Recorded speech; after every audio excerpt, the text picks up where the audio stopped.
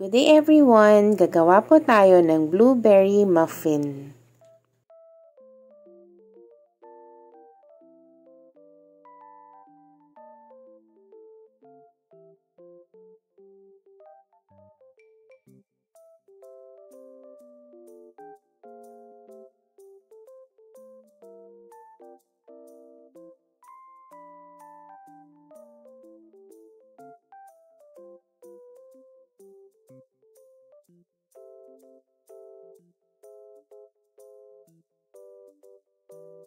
Balik ko lang po muna yung frozen blueberry sa freezer pero mag-iiwan ako ng isang piraso para makita natin mamaya kung bakit kailangan na naka-freezer muna siya.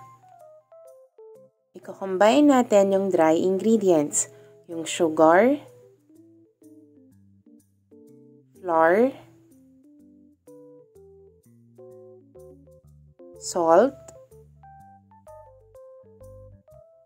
and baking powder.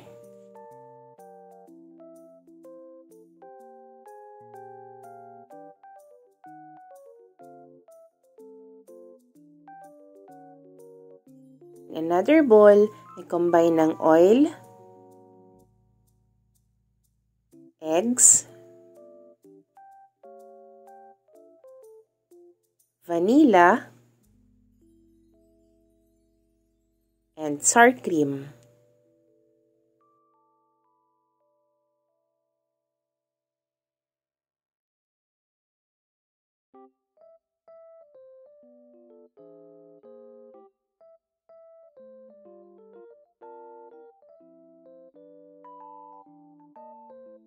And then mix well lang po before i-add dun sa dry ingredients.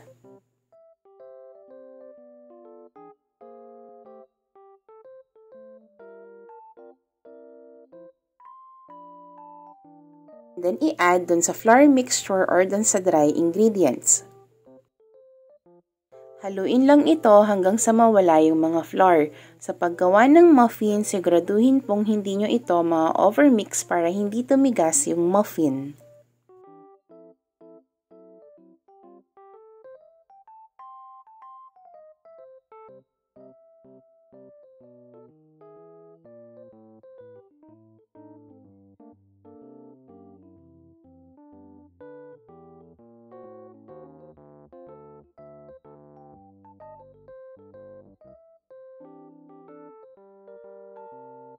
Then from wire whisk, pwede tayong gumamit ng rubber scraper.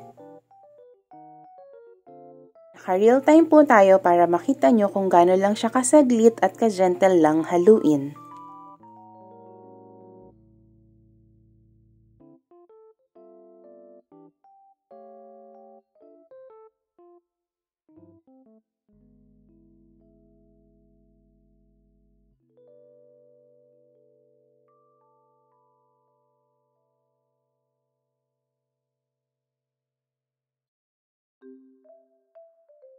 And then i-add yung frozen na blueberry.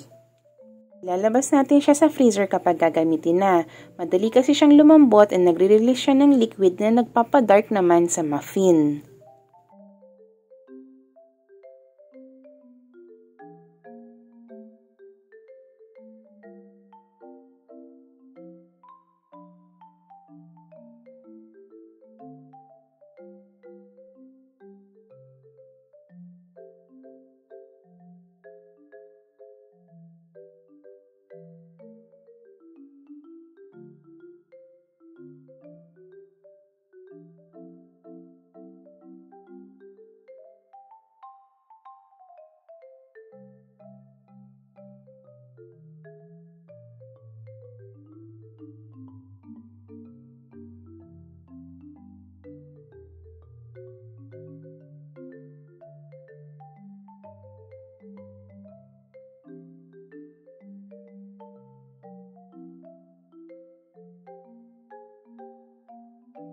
Nagawa po tayo ng dalawang size ng muffin.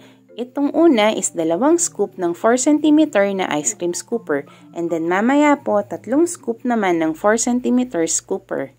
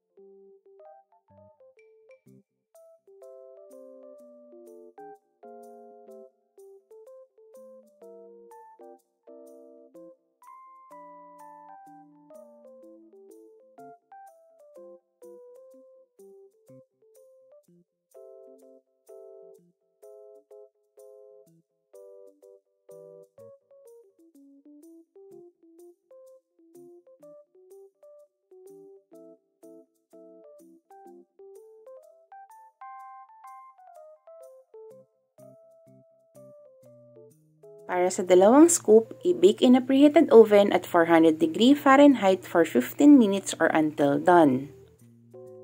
Para sa tatlong scoop or mas bigger na muffin, i-bake naman ito for 24 minutes or until done.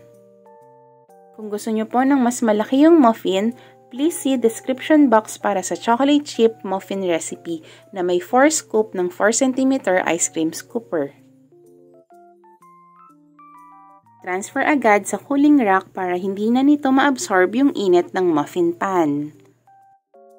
Kung blueberry in can yung gagamitin nyo, huwag nyo siyang ihahalo dun sa mismong mixture. Ilagay na lang ito sa ibabaw and then iswirl or ikalat nyo na lang po.